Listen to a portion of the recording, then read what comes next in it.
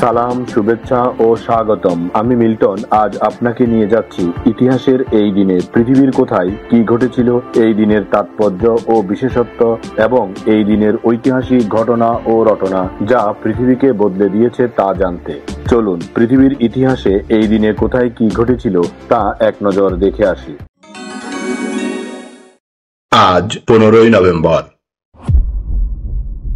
প্রথমেই পৃথিবীর ইতিহাসে এই দিনের আলোচিত, সমালোচিত এবং বিখ্যাত সব ঐতিহাসিক ঘটনা ও রটনা জেনে নেই। 1795 সালের 15ই নভেম্বর লিয়েভে দিজেফের উদ্যোগে বাংলার প্রথম মঞ্চনাটক ছদ্মবেশী মঞ্চস্থ হয়, যা বাংলা নাট্য সংস্কৃতিতে একটি যুগান্তকারী ঘটনা হিসেবে বিবেচিত হয়। 1830 সালের 15ই নভেম্বর প্রথম ভারতীয় হিসেবে রাজা রামমোহন রায় ইংল্যান্ড ভ্রমণ করেন, যা উপমহাদেশের শিক্ষা, অর্থনীতি ও সামাজিক ক্ষেত্রে গুরুত্বপূর্ণ ঘটনা হিসেবে বিবেচিত হয়। 1837 সালের 15ই নভেম্বর আইজ্যাক পিটারম্যানের শর্টহ্যান্ড পদ্ধতি প্রথমবার প্রকাশিত হয়। এই শর্টহ্যান্ড পদ্ধতি দ্রুত লিখনের প্রযুক্তিতে গুরুত্বপূর্ণ অবদান রাখে।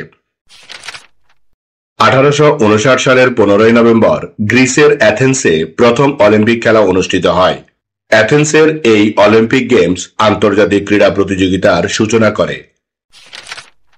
1862 সালের 15ই নভেম্বর বাংলাদেশে ব্রিটিশ সরকার প্রথম রেল লাইন চালু করে, যা বাংলাদেশের যোগাযোগ ব্যবস্থা এবং বাণিজ্যকে নতুন মাত্রা প্রদান করে। 1889 সালের 15ই নভেম্বর ব্রাজিল গণপ্রজাতন্ত্রী রাষ্ট্রে পরিণত হয়, যা ব্রাজিলের রাজনৈতিক ইতিহাসে একটি গুরুত্বপূর্ণ পরিবর্তন হিসেবে চিহ্নিত। 1904 সালের 15ই নভেম্বর মিস্টার জি জিলেট তার উৎপাদিত জিলেট ব্লেডের প্যাটেন্ট করেন, যা ব্যক্তিগত রেজার ব্যবহারের ইতিহাসে একটি গুরুত্বপূর্ণ উদ্ভাবন হিসেবে চিহ্নিত। 1913 সালের 15ই নভেম্বর বিশ্বকবি রবীন্দ্রনাথ ঠাকুর সাহিত্যে তার অসামান্য অবদানের জন্য নোবেল পুরস্কার লাভ করেন। তিনি প্রথম দক্ষিণ এশীয় ও ভারতীয় বাঙালি হিসেবে এই স্বীকৃতি অর্জন করেন। 1920 সালের 15ই নভেম্বর জেনেভায় প্রথম লীগ অব নেশনের সভা অনুষ্ঠিত হয়।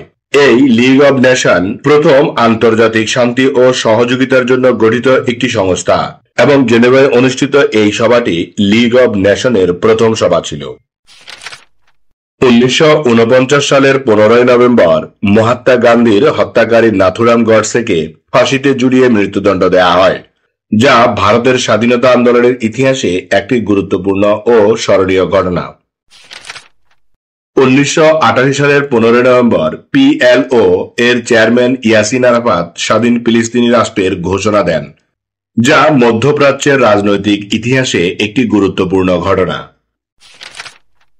1997 সালের 15ই নভেম্বর মুঠোফোন সেবাদানকারী প্রতিষ্ঠান একটেল, যা বর্তমানে রবি, ঢাকায় তাদের প্রথম সেবাদান কার্যক্রম শুরু করে, যা বাংলাদেশের মোবাইল যোগাযোগ খাতে একটি গুরুত্বপূর্ণ ঘটনা।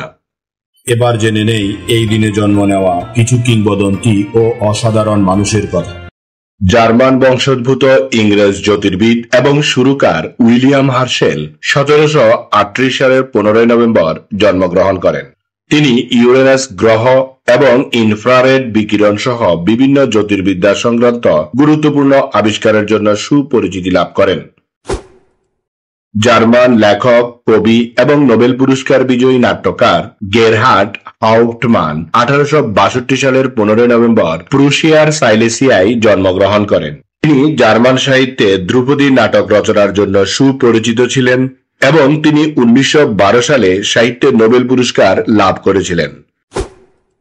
ড্যানিশ প্রাণীবিজ্ঞানী, শরীরবিজ্ঞানী ও নোবেল পুরস্কার বিজয়ী আগস্ট ক্রোগ 1874 সালের 15ই নভেম্বর ডেনমার্কের জার্সল্যান্ডের উপদ্বীপের গ্রেনায় জন্মগ্রহণ করেন। তিনি কঙ্কালের পেশিতে কৌশিক নাড়ি নিয়ন্ত্রণ প্রক্রিয়া আবিষ্কার এবং নর্ডিক্স ইনসুলিন ল্যাবরেটরিয়ামের প্রতিষ্ঠায় গুরুত্বপূর্ণ অবদান রেখেছিলেন। বাংলাদেশের সঙ্গীত জগতের বিখ্যাত ফোক গায়ক এবং বংশীবাদক বারী সিদ্দিকী 1954 সালের 15ই নভেম্বর বাংলাদেশের নেত্রকোনা জেলায় জন্মগ্রহণ করেন। তিনি গ্রামীণ ও আধ্যাত্মিক গানের বংশীবাদক হিসেবে বাংলাদেশের সুপরিচিত ছিলেন। এবং পরবর্তীতে হুমায়ুন আহমেদের অনুপ্রেরণায় 90-এর দশকে তিনি সঙ্গীত জগতে প্রবেশ করেন এবং তুমুল জনপ্রিয়তা লাভ করেন। ভারতীয় মহিলা টেনিস খেলোয়াড় সানিয়া মির্জা 1986 সালের 15 নভেম্বর ভারতের মুম্বাইয়ে জন্মগ্রহণ করেন। তিনি 2003 সাল থেকে 2013 সাল পর্যন্ত ভারতীয় টেনিস অঙ্গনে 1 নম্বর স্থান ধরে রাখেন এবং তিনি একাধিক আন্তর্জাতিক পুরস্কার ও ভারতের পদ্মশ্রী ও পদ্মভূষণ পদক অর্জন করেন। আর্জেন্টিনীয় ফুটবলার পাওলো দিবালা 1993 সালের 15 নভেম্বর আর্জেন্টিনার কার্ডোবা প্রদেশের লাগুনা লার্গা নামক এলাকায় জন্মগ্রহণ করেন। তিনি একজন ফরওয়ার্ড খেলোয়াড় হিসেবে আর্জেন্টিনার জাতীয় দলের হয়ে খেলে থাকেন এবং তার দক্ষতা, সৃজনশীলতা ও দৃঢ়চেতা মনোভাবের জন্য তিনি লা জোয়া উপাধি পান। ভারতীয় বাঙালি অভিনেত্রী সুস্মিতা চট্টোপাধ্যায় 1995 সালের 15 নভেম্বর জন্মগ্রহণ করেন। তিনি বাংলা চলচ্চিত্রে তার অভিনয় এবং তার মডেলিং ক্যারিয়ারের জন্য সুপরিচিত। স্মরণ করছি এই দিনে চলে যাওয়া কিছু কিংবদন্তি ও অসাধারণ মানুষের কথা। প্রথম শবব্যবচ্ছেদকারী বাঙালি চিকিৎসক মধুসূদন গুপ্ত 1856 সালের 15 নভেম্বর মৃত্যুবরণ করেন। তিনি 1836 সালে কলকাতা মেডিকেল কলেজে শবব্যবচ্ছেদের মাধ্যমে আধুনিক চিকিৎসা শিক্ষায় নবদিগন্ত সূচনা করেন। পদার্থবিজ্ঞানী চার্লস টমসন রিচ উইলসন 1959 সালের 15 নভেম্বর মৃত্যুবরণ করেন।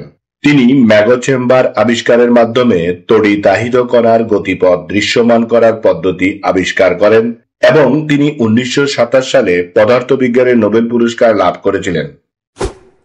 দাদা সাহেব ফালকে পুরস্কার বিজয়ী কিংবদন্তি ভারতীয় বাঙালি চলচ্চিত্র ও মঞ্চ অভিনেতা সৌমিত্র চট্টোপাধ্যায় 2020 সালের 15 নভেম্বর মৃত্যুবরণ করেন।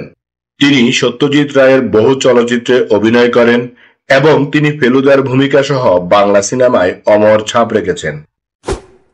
বাংলাদেশী সাহিত্যিক হাসান আজিজুল হক 2021 সালের 15 নভেম্বর মৃত্যুবরণ করেন। তিনি রাটভঙ্গের পটভূমিতে জীবন সংগ্রামের মর্মস্পর্শী বর্ণনা ও সুঠাম গদ্যের মাধ্যমে বাংলা সাহিত্যে অমর ছাপ রেখেছেন। ভারতীয় শাস্ত্রীয় সঙ্গীত শিল্পী ও সরোদবাদক আশিস খান দেবশর্মা 1924 সালের 15 নভেম্বর মৃত্যুবরণ করেন। তিনি আন্তর্জাতিক পরিসরে শাস্ত্রীয় ও ফিউশন সঙ্গীতের মাধ্যমে স্বীকৃতি পেয়েছেন এবং তিনি সঙ্গীত শিক্ষা ও অভিনয়ে অবদান রেখেছেন। এবার এই দিনের বিশেষ দিবস ও উৎসবের গল্প শুনি। আজ আন্তর্জাতিক সংগঠিত অপরাধ প্রতিরোধ দিবস। প্রতি বছর 15 নভেম্বর আন্তর্জাতিক সংগঠিত অপরাধ প্রতিরোধ দিবস পালন করা হয়। এই দিবসটি পালনের উদ্দেশ্য হল সংগঠিত অপরাধের বিরুদ্ধে সচেতনতা বাড়ানো এবং আন্তর্জাতিক সহযোগিতার মাধ্যমে এই অপরাধ প্রবণতাকে মোকাবেলা করা। এই দিবসটি আন্তর্জাতিকভাবে সংগঠিত অপরাধের বিভিন্ন ধরনের হুমকি সম্পর্কে বিশ্বব্যাপী মানুষকে সচেতন করে। এই দিবসটি আন্তর্জাতিক সহযোগিতা বাড়ানোর উপর জোর দেয়, যা সংগঠিত অপরাধ প্রতিরোধের জন্য অত্যন্ত গুরুত্বপূর্ণ। এই দিন আমাদের জীবনের ঐতিহাসিক, প্রাকৃতিক, শৈল্পিক, সাংস্কৃতিক, সাহিত্যিক, রাজনৈতিক, বিজ্ঞান, গবেষণা, আন্দোলন, উৎসব, অর্জন, খেলাধুলা, সুখ দুঃখ, হাসি কান্না, আনন্দ বেদনা, পাওয়া না পাওয়া, মায়া মমতা, ভালোবাসায় ভরা সুখকর স্মৃতিময় একটি সুন্দর দিন। চলুন এই দিনটি উপভোগ করি। আগামীকালকের তারিখে পৃথিবীর কোথায় কি ঘটেছিল তা জানার আমন্ত্রণ জানিয়ে আজকের গল্প এখানেই শেষ করিলাম। লাইক, শেয়ার আর সাবস্ক্রাইব করার দায়িত্ব আপনার।